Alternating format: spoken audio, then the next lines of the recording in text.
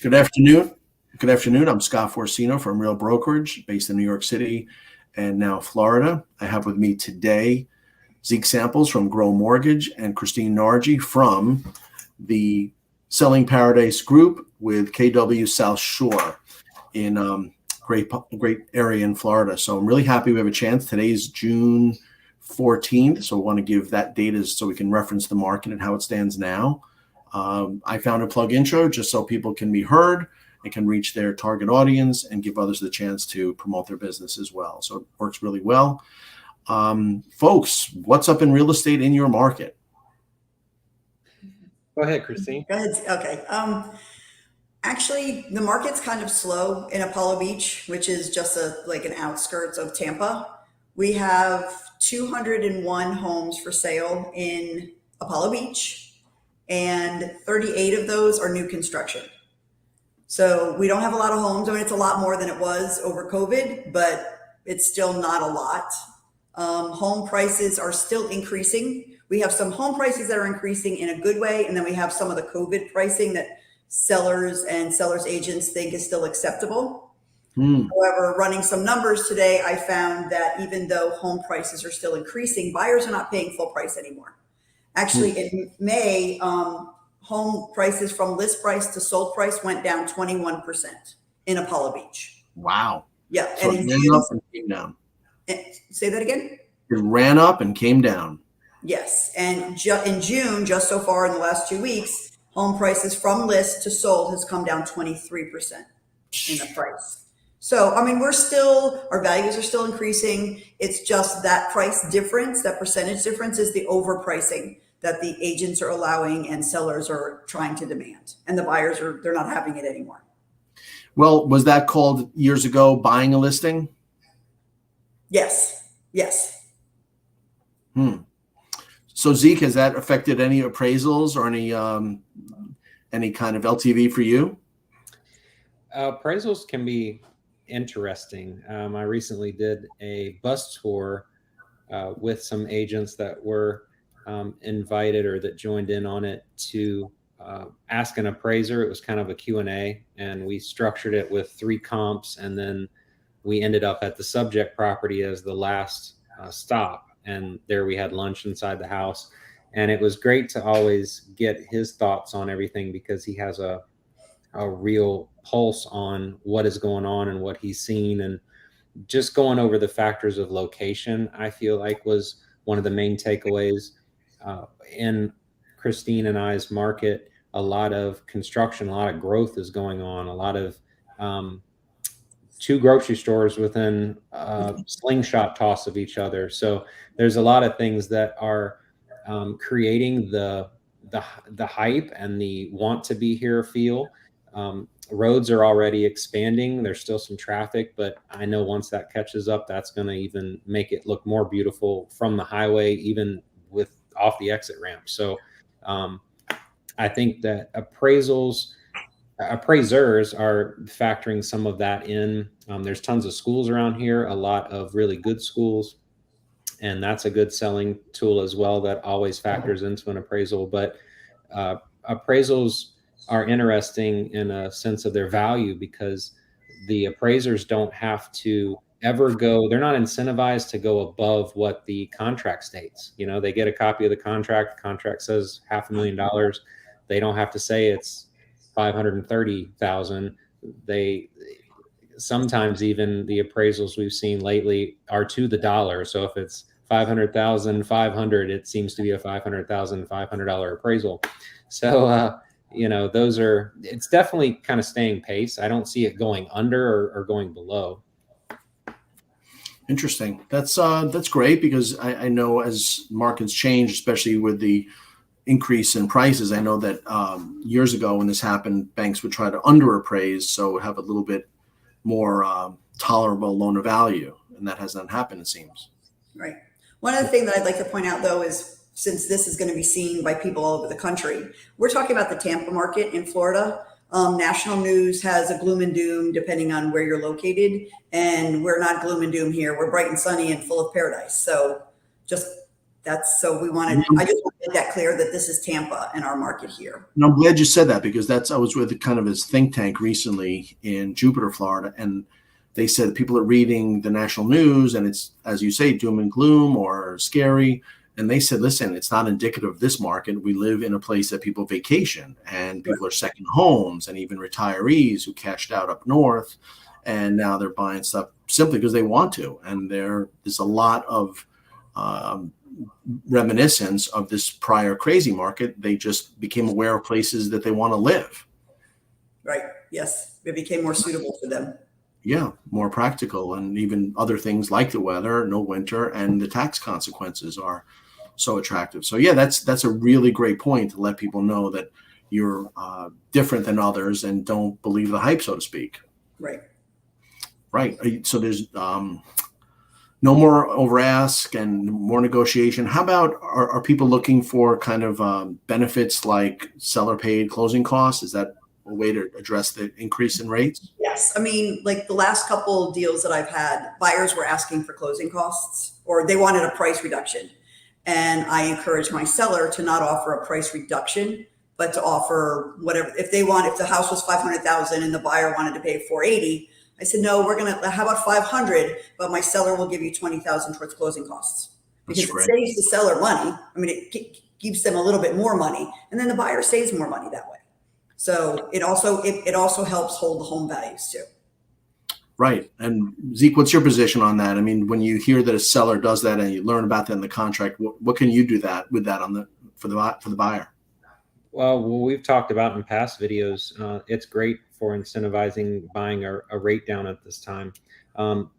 There was a past video you and I completed where the recent hype, all these lenders were talking about 2-1 buy downs, and how I said I was one of the few that was against that didn't believe that was a good idea. And you said, yeah, me too. And we kind of jumped on the same bandwagon because the benefit isn't really there like it would be if it was a permanent buy down. So there's definitely some incentives in doing that way. And then recently I've also mentioned to some of my agents that what they could do in the MLS is, instead of lowering that purchase price, you could put in there, seller agrees to contribute 2% or whatever dollar value they want to put in there. For this example, let's say 2% towards closing costs and prepays using approved lender. And that approved lender could be me, because now if the agent has this listing and knows me or wants me on there, I can keep it streamlined for both parties, because now we can be fast. We have the communication guaranteed, so it helps with a lot of those extra pieces that are always questions during the process, which is, ease of the transaction, communication. Right. And I think there's really two pieces of that puzzle. One is how it affects the consumer and the clients, the people you serve, but also from a marketing position, it demonstrates that you're a greater expertise. And Zeke is known as the guy that can maybe introduce this idea to the idea to listing agents and sellers, so they have a greater connection. Because I'm going to bet that a lot of realtors, what you did, Christine, don't know, don't do. And from your perspective, I think that the client and the seller says, wow, Christine utilized this in really innovative approach, and we got faster offers. Our house was the most attractive property on the market. I mean, how could you not be flooded with buyer attention? I just think that's the best way all around for sellers and the buyer, is do a seller's concession at closing. It just benefits everybody so much more. It really does. Yeah, we're fortunate we have that tool, because in the prior market you didn't. I mean, why would a seller want to pay anything for anyone? Right. Yeah. So a lot of crises become an opportunity to excel, and that's interesting. So what do you foresee? I mean, rates are the big dirty topic in this nation, Zeke. I mean, what do you say? What can be done? Where do you see it? Well, the average national rate right now is around 6.7. Of course, it depends on credit score, down payment, those kind of things. But the Fed spoke today as well. So it's kind of a interesting time to have this video and also have that question answered. Markets usually respond in a scarce way in the very beginning, and then, which means they might raise basis points cost, which means that the cost of the rate's higher prior to the announcement, and then it kind of tapers off afterwards. It's definitely not a day to lock anybody in, but there's still volatility. Yesterday the inflation numbers were lower than expected, which is a positive. So I haven't heard the announcements because they happened around the beginning of our video time, but it's definitely something that is always a question in the buyer's mind, but then we need to approach it as selling tools like Christine and I have mentioned already, incentivized to get them still into the home and help buy an interest rate down, things like that we can do to help them. People are also looking towards down payment assistance programs right now. And I know my heartfelt belief is that, there's not everybody's a home buyer. So if you don't have money in the bank, it might be a better time for you to rent right now. If you can't afford, if something were to break, some of these down payment assistance programs, the small print of them is you have to stay in the home for a lengthy period of time, and you can't refinance out of them either. So even if we had somebody that said, oh, this is going to be my forever home, I don't care if I have to be in there 7 years. Well, you can't refinance either. So that means when the rates, if they were to drop in the next 3 to 5 years, they're the one walking around with a 7% interest rate when everybody else has got something lower. So I always try to do my best in seeing if they have any potential family members that could provide gift funds, or if they're uneducated, that they could withdraw from their 401k.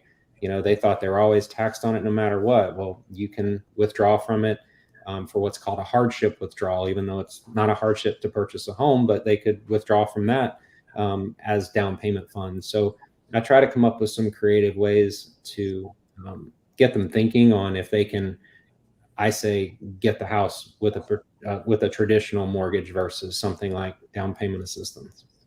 Wow, I just learned something. I did not know that you could withdraw without a penalty. Thank you. Well, you can if you're purchasing your first home. It's called a hardship withdrawal. You can do it for a medical reason or first-time home buyer.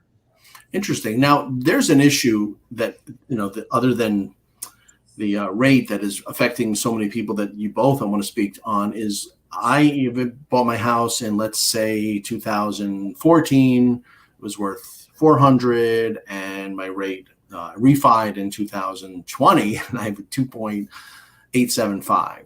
So now we have it worth, let's say, close to 600. That might be realistic numbers, Christine.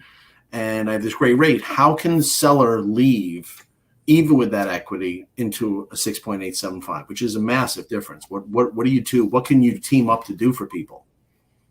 Go ahead, Zeke.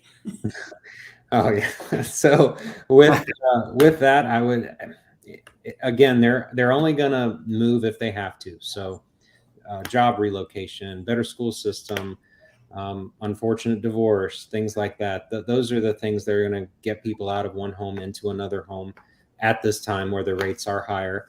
But that's just the cards you have dealt to you at the time based on your certain life circumstance. So we do the best we can with working into those and stating the facts of what we have available. Good lenders are going to be able to use additional income sources that the buyer might not think about to increase purchase power. Buying a rate down could also increase purchase power, which could also help, agents make more money. So our job is also to support the agent, support the buyer, and make sure everything lines up for the best scenario we can. Right. And Christine, what do you say to me? I realize. So what I would say, because, okay, say you have to move and your interest rate now is 6.5, whatever. My thing, and people keep saying, because I hear it every day, well, I'm going to wait until the rates come down.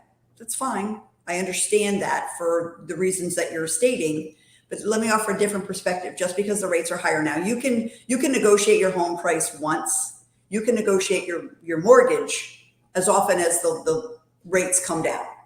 The other thing that I'm sharing with clients now is if you wanted to wait, say you want to buy a $500,000 house today, and the interest rate is just say 7%, let's round it up.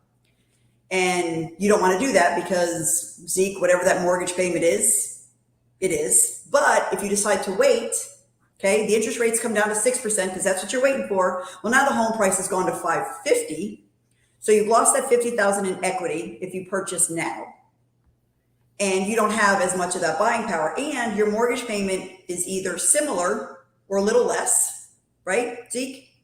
Yes, and also you're up against 25 other offers.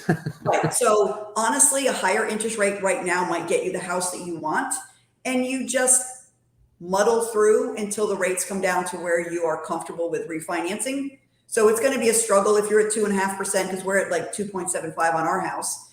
It would be a struggle to go up that much on an interest rate for a house that you need because you're moving, divorce, the house you live in is too small or whatever, and then you just muddle through until the rates come down to where you can afford it. But all that time, your home value is still increasing. So you now have equity built up into your home that you're not going to have if you wait for that lower interest rate because the home prices are still increasing. Interesting. I'll tell you what I did, and I want to know what you think about this. I don't think it's an apples to apples. People talk about mortgage rates.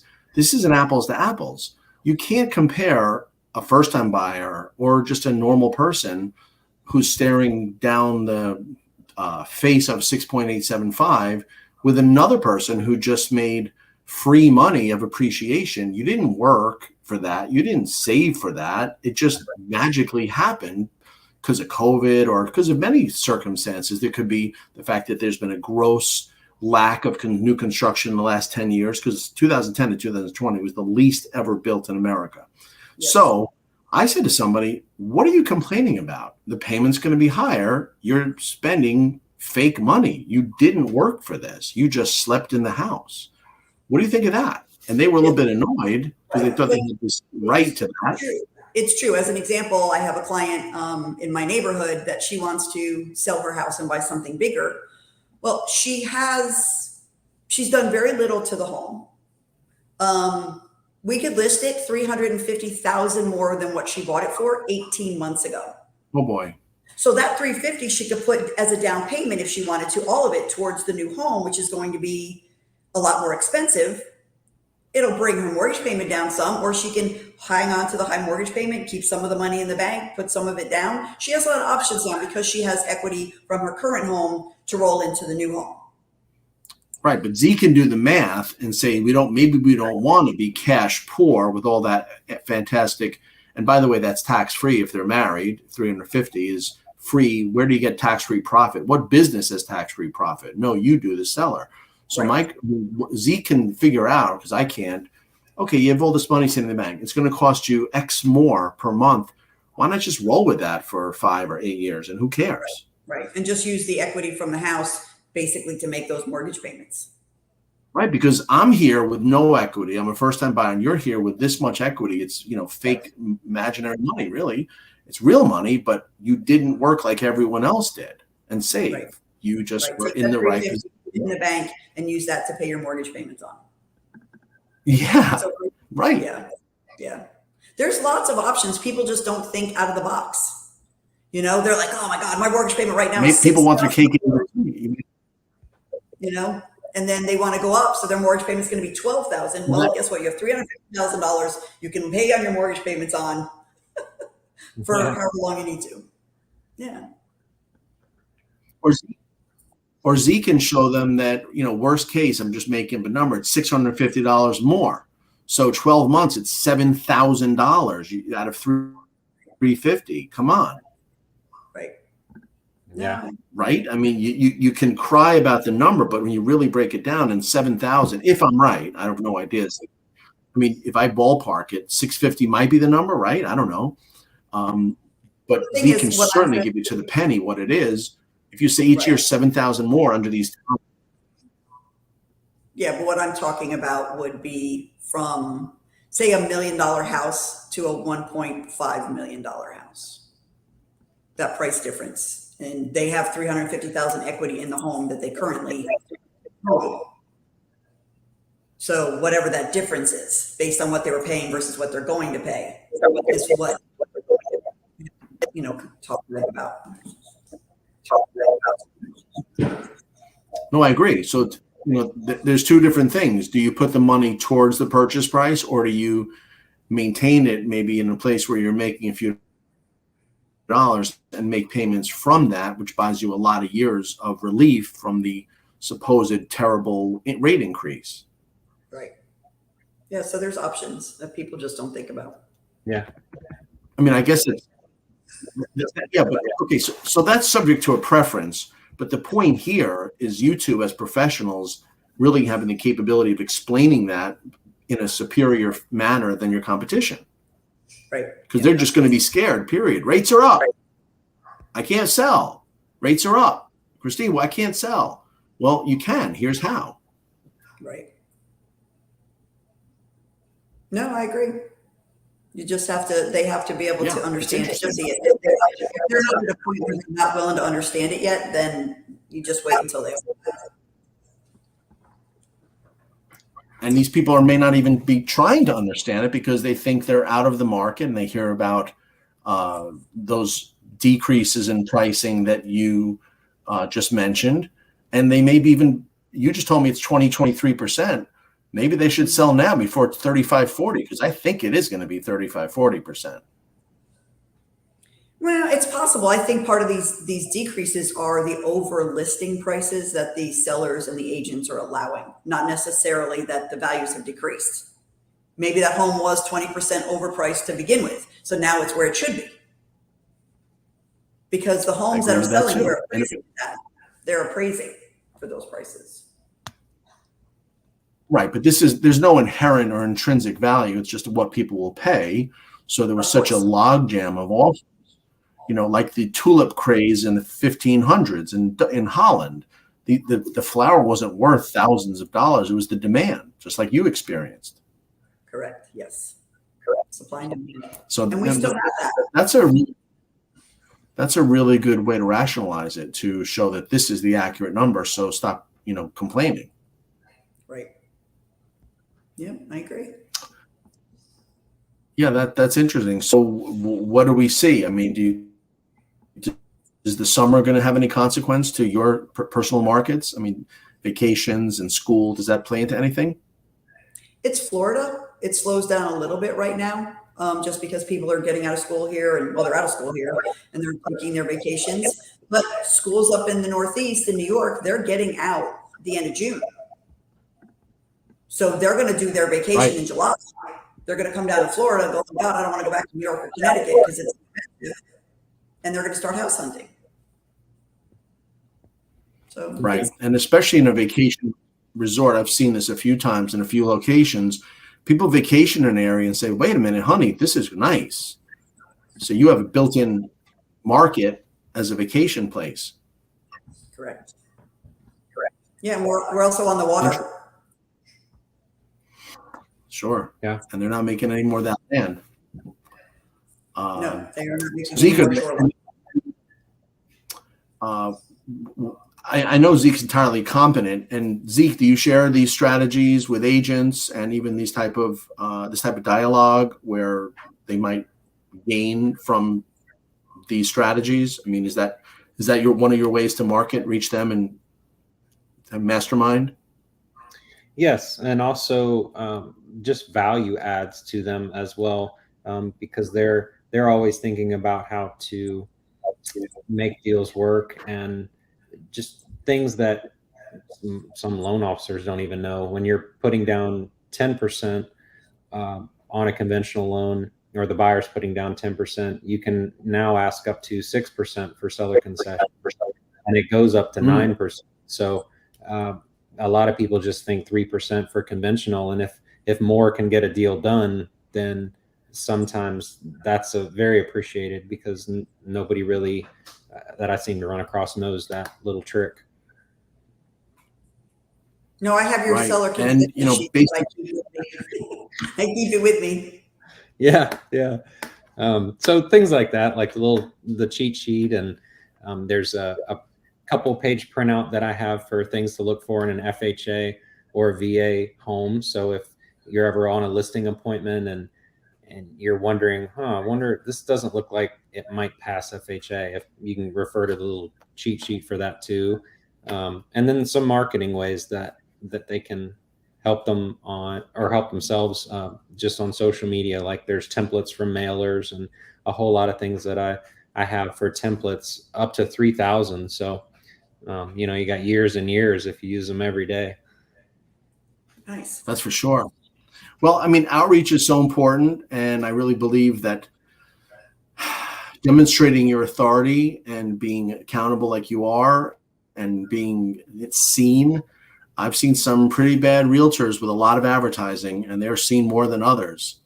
So they say, don't be a secret agent. Let people know that you're here, you're able to serve them. And I think the best thing you can do is give others the chance to benefit as well. Then you're together in this versus being treated as an outlier. I think that agents do a terrible job of being part of the business community. They'll serve the business community, but they're not really always in it. They seem to be on this separate category, but they're not in it with a Main Street, part of the tradesman, part of the professional services that are offered. And that's one thing that, you know, I really feel strongly about. I try to integrate myself.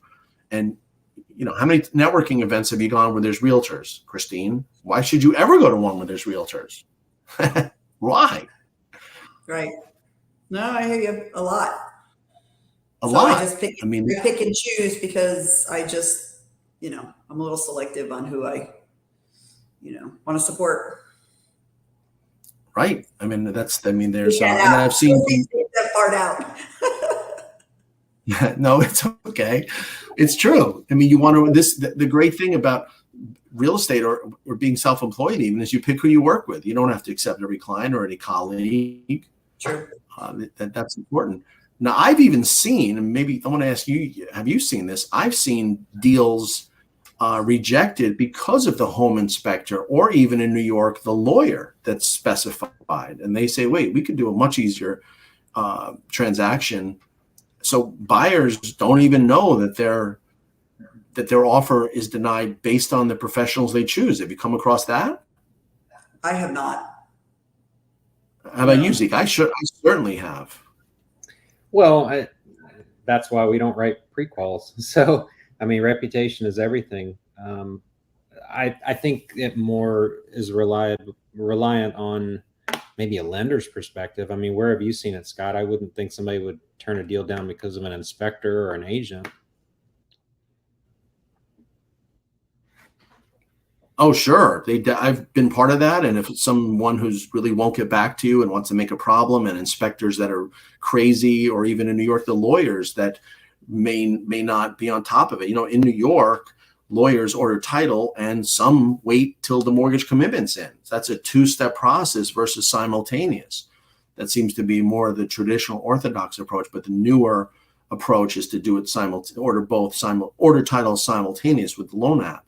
But there are agents that are really, really protective of maybe their market or their sphere, where there's somebody that they don't want to deal with XYZ inspection because they will give you 14 pages and say that the grass is too green. Yeah, I can see that. So totally. I know it happens from a loan officer standpoint for sure, because if you're writing stuff and then it doesn't go through or something happens, then our reputation can be tarnished. I had an agent, it's a brokerage down here that I've been trying to get in the door of. And she was the listing agent, the broker was, and the buyer's agent, I had that buyer, and he left me, I think, over about $300, but which I could have met, but he didn't return any of my phone calls or anything. Anyway, he went with the other lender, and then that broker, the day before he was supposed to close, called and said, Zeke, just wondering where we're at in this transaction. And I send weekly updates all the time. So she said, I haven't seen anything from you, which was odd, but I knew you had it under control. Just wanted to check in. Are we closing tomorrow? And I'm like, I am not the loan officer on this anymore. I'm so sorry. The buyer's agent, unnamed, was supposed to call and tell you. She said she would, and that didn't happen. So she was like, oh my gosh. And she's like, the only reason my seller accepted this because you were on the original pre-approval letter. And that made me feel good, because that's what we fight for is the reputation piece. So Right. And oftentimes it's not based on skill. It's just, do they return a call?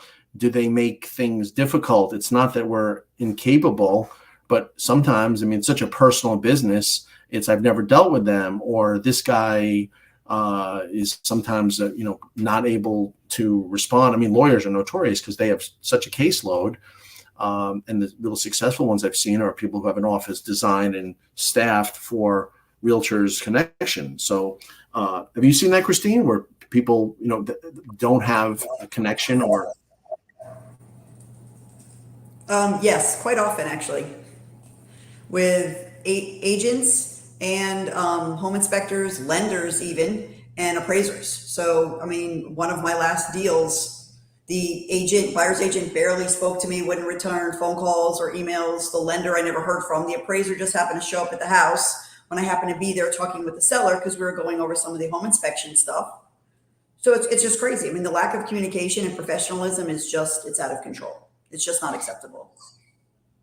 And that's something that people, the public should listen to this, because people do not realize how out of control we are. Let's say I'm a seller. Christine's a fantastic listing agent. She's top of the class. She's a great negotiator. She's everything we want. But if a buyer comes in with some realtor who's 14 days in the business, a Zillow lead, and they use some online lender, they don't work with Zeke because it's $17 less a month from this Rocket Mortgage or something. Now my purpose is entirely frustrated. I went out and got the best listing agent, but I can't control what buyer's agent shows up and what lender shows up. It's a really bad system. Oh, you're muted. Sorry, that muting thing is the problem. I've had a seller decline an offer because when I called to verify the pre-approval letter, the lender never answered the phone. So my sellers chose not to even accept that offer, because if there's no communication during this process, who's to say there's going to be communication through the rest of the process? Yeah. And let's say the buyer is a first-time buyer or really doesn't, do this that often. People live in the house 7-8 years, and you may not even know how prejudiced you are by working with people that you think are capable and competent. Right. Yep. No, I agree. It's kind of scary for buyers and sellers right now. Yeah. I mean, look at these people also in the former market that didn't even represent buyers. They just said, oh, you got to offer over asking. What did I need you for? You got to waive appraisal. You got to waive inspection. Why did I just, even though the realtor doesn't pay, even though the buyer doesn't pay the commission, they certainly fund the transaction. That means we just pumped up the price, gave me more money I had to borrow every month. I had to borrow and pay every month for next to no services. Yeah, no, I agree. It's sad. I mean, I had a lot of that during COVID, a lot of it. Like buyers, agents would call and say, hey, I can't make it to the showing today. Can you just show my clients around? Sure. And then I end up doing a lot of it, but I'm not going to be that person. I'm not that person to the buyer's agent. Well, you owe me a referral fee because I did all the work for you. I just make sure that the buyers understand, I'm sorry, I can't give you this information. This is your agent's responsibility. Please reach out to them. If not, well, then maybe I'll see what I can do to help you. But it's just awful. It's awful. Like I have 2 listings in a couple of weeks. I have 2 listings coming up, and I had an agent call me. Hey, Christine, I know you're great in this area. Listen, I have 2 buyers from Chicago. They're looking at houses. Do you have anything coming up? I said, yes. She's like, well, can you go and take video for me when they come up? I'm like, well, when they're listed, I'll have video. She's like, no, can you do it for me now? I'm like, if you want to come up, you want to drive, I will take you to the homes as long as it's okay with the sellers. She said, no, I'm in Dunedin. Can you just do it for me? Still, that was yesterday. That's a big ask, but yeah, because I'm doing it because they're my clients, my sellers. I'm going to go above and beyond for my sellers. So if they like either one of these houses, I might be able to get it sold before it's listed. So now I'm doing my job, and I'm doing the buyer's agent's job. And that's a great reason to hire you. Look what you'll do. Look what you'll assume the role and the obligation of others to make sure those sellers are done. And, your sellers may think that's cool, but they really only care about getting their house sold. So, but that gets you recommendations. Look at Christine. She went way out of her way and she made sure that these buyers were pre-approved by Zeke, because I'm not going there for no reason. I'm going there for a real deal. Right. No, I understand. So it happens every day. Yep. And that's why it's important to have relatable stories, because a seller lists the house. They don't know that they're subject to the pitfalls of parties or professionals that are not on the same page. Correct. Yep. No, it's scary for the sellers because it's stressful for them to have to put their house on the market. You can't, dictate 60 days, 90 days, 45 days, how long it's going to be on the market before it goes under contract. So every time there's a showing, they have to leave. They have to pack up their animals or their kids. It's just extremely stressful. And then when we end up getting an offer or a contract, then it's continuing to be stressful because the inspector doesn't show up on time or the report doesn't come in on time, or we have to do an extension for the inspection and repair because the buyers couldn't get to it quick enough to go over and make a decision. It's so stressful for the sellers. And I'm the one that has to basically be in the middle between the sellers and the buyer's agent and trying to, make some peace, trying to find a center ground for everybody to work through. So my sellers don't get all bent out of whack and say, you know what, screw it, I'm done. They're not coming back in the house, which they legally can't do because we're under contract. The buyers are like, I want out. I'm like, okay, well, whatever. I already have 4 other offers sitting behind me that I'll be more than happy to call when you decide to send a release and cancellation form. So I'm okay with that too. Okay, but before we go on, there's inherent stress for a seller because there's a period of time where they're crossing their fingers and their toes to see if the buyer gets a mortgage, and they can't list it. So it's frozen out of the MLS. Correct. So they really have no way to know. If someone doesn't work with Zeke, with whom you have a relationship, you are wondering. And if you were to get that relief you just described, where you can go to a backup offer, who pays your client's mortgage? They just pay for 2 or 3 more months. The price doesn't go up. You're stuck. Those are thrown away money. Right. No, I know. It's unfortunate that a lot of people don't take other people's, concerns and issues into consideration and being respectful and professional and, following the actual timelines that we have in a contract. Yeah. Well, I think we're going to get to a point. I've heard of some people doing this in high-end places where Christine lists a property and said, you don't have to work with Zeke samples, but I prefer you do, like a builder does. Hey, listen, you don't have to, but you know what? You're in better stead if I could pick up the phone on Saturday, 8:30 in the morning and say, Zeke, what's up with this guy? Has he got all this stuff in? Versus wondering and having no answers for your client. So has anyone considered doing that in your market? Would you do that? Would you utilize that? I absolutely would. Yes. But it has the seller has to be okay with it. Yeah. I can't make that decision for my sellers. Of course, but why wouldn't they opt for more security? They could meet Zeke. Zeke could say, listen, here's what we want from a buyer. So it's a great team. Mm-hmm. It's a good idea. Yep. You do that. One at a time, Scott. One at a time. The deals are one at a time, but the approach is that's an approach, and we know builders do that, and it's met with some resistance. But if you're offering identical rates, there's no tricking, there's no hidden ball trick. Zeke is the person that the seller wants to be comfortable with. So at least he has to have a shot. He can't be excluded. Right. Well, nobody can be excluded, but I think that's a great idea that Zeke and I'll have to sit down and figure out how to come up with that, like a flyer or something that we can create that I can present to my sellers, present and future, on, this is what we're offering as far as, using a preferred lender. This is what it gets you. It gets you direct communication, guaranteed, I know where Zeke lives. So if he doesn't answer the phone, I can go knock on the door kind of thing. Which is what a lot of my sellers do because they know where I live. So if I don't answer my phone or text message, it never happened, thank God, but they can show up on my door because everybody knows where I live.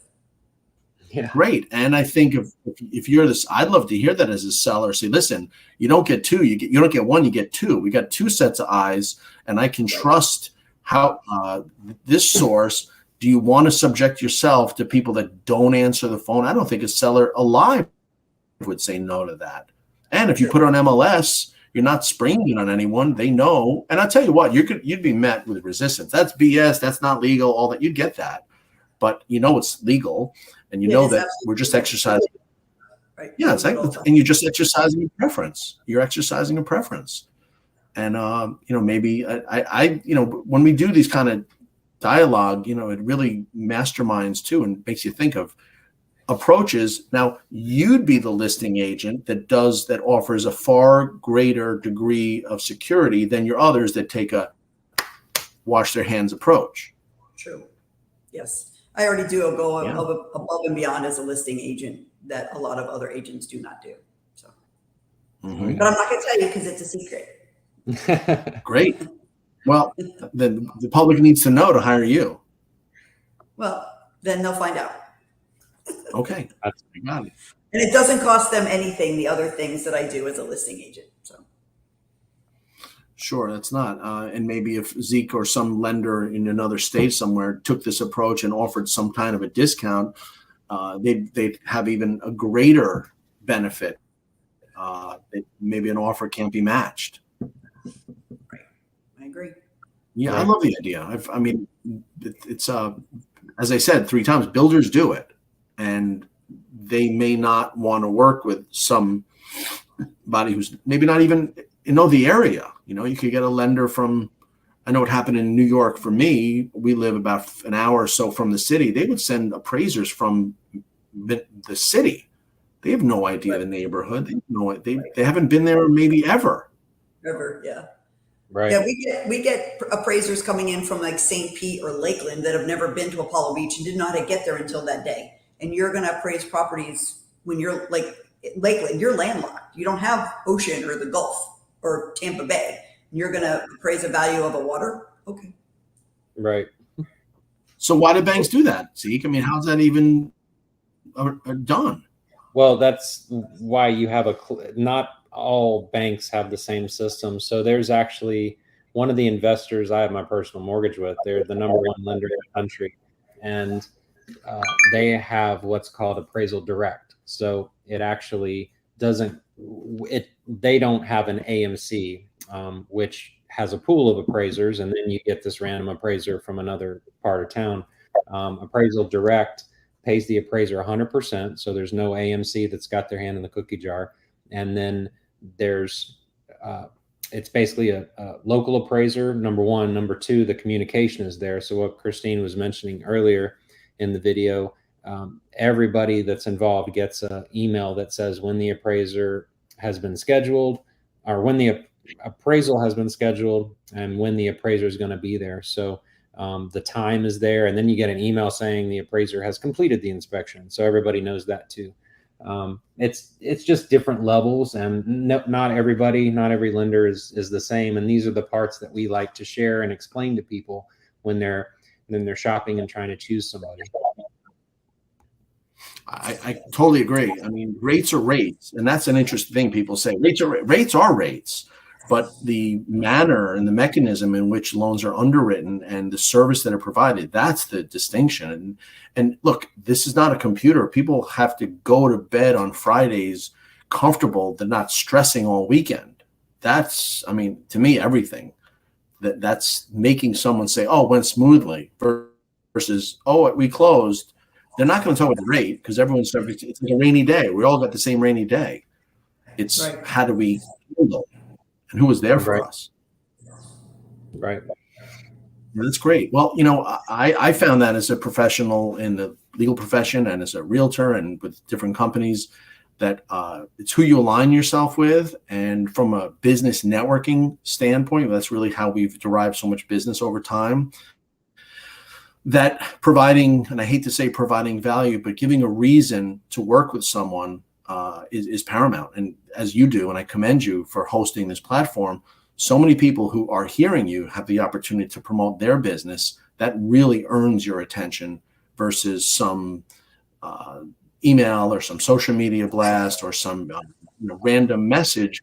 This makes it makes your your platform that much more valuable, because we're here to benefit so many others.